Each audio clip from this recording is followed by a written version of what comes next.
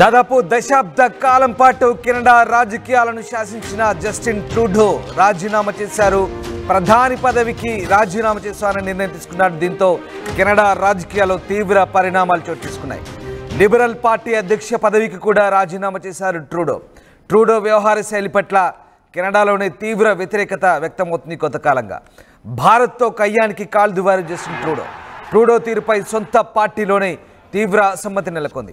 ఖలిస్తానీ ఉగ్రవాది హర్దీప్ సింగ్ నిజ్జర్ హత్య కేసులో భారత ఏజెంట్ల ప్రమేయం ఉందంటూ గతేడాది ట్రూడో ఆరోపించారు.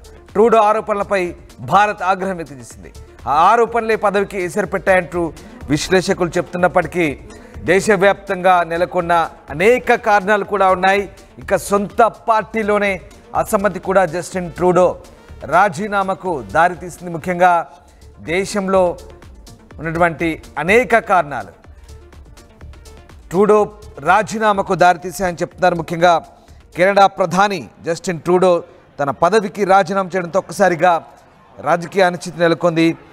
అటు లిబరల్ పార్టీ అధ్యక్ష పదవి కూడా ఆయన రిజైన్ చేశారు. ఇటు పార్టీ బాధ్యులకు అటు గవర్నర్కు సమాచారం అందించారంటూ ట్రూడో చెప్తున్నారు. ఒటావాలోని తన అధికారిక నివాసం ముందు ట్రూడో మీడియాతో మాట్లాడారు. కొత్త ప్రధానిని ఎన్నుకునే వరకు పదవిలో కొనసాగుతారని ప్రకటించారు. ఈ ప్రాసెస్ కోసం పార్లమెంట్ను మార్చి 24 వరకు వాయిదా వేసినట్టు తెలిపారు.